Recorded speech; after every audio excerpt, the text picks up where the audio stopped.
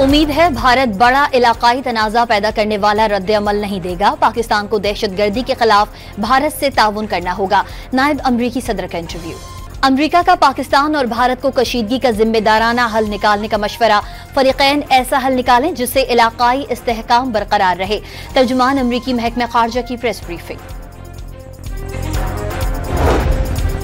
हम चाहते हैं लेकिन कोई जाहरियत हुई तो भरपूर जवाब देंगे। पाकिस्तानी सफीर रिजवान सईद का अमरीकी मीडिया को इंटरव्यू।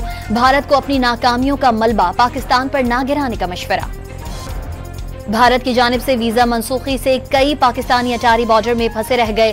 दफ्तर खारजा ने भारतीय हुकाम से पाकिस्तानियों को वापसी की इजाजत देने का मुतालबा कर दिया।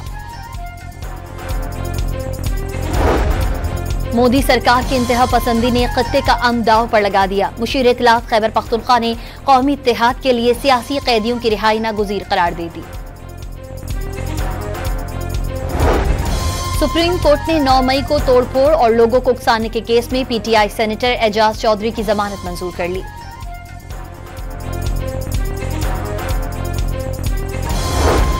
स्टॉक एक्सचेंज में तेजी का रुझान। दौरान कारोबार 2900 से ज्यादा पॉइंट्स का इजाफा।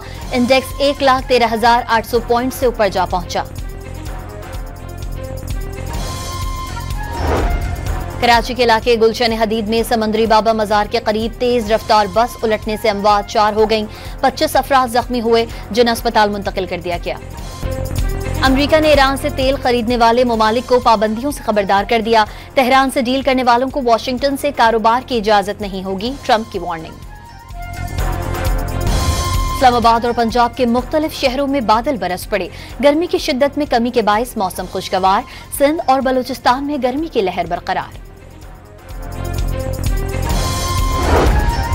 और तरबेला डैम में पानी की आमद में तेजी से इजाफा। बिजली की पैदावार भी बढ़ गई।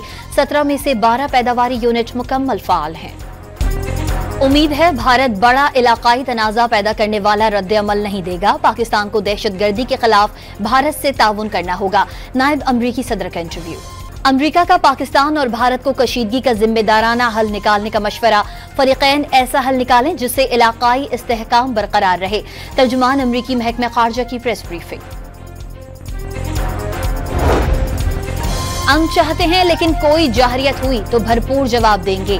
पाकिस्तानी सफीर रिजवान सईद का अमरीकी मीडिया को इंटरव्यू। भारत को अपनी नाकामियों का मलबा पाकिस्तान पर ना गिराने का मशवरा। भारत की जानिब से वीजा मनसूखी से कई पाकिस्तानी अटारी बॉर्डर में फंसे रह गए।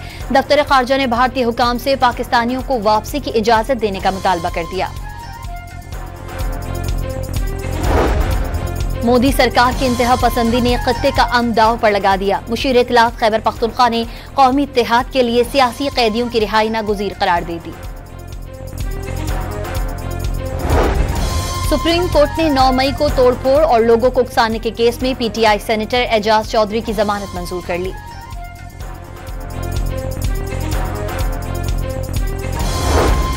स्टॉक एक्सचेंज में तेजी का रुझान। दौरान कारोबार 2900 से ज्यादा पॉइंट्स का इजाफा। इंडेक्स 1,13,800 पॉइंट से ऊपर जा पहुंचा।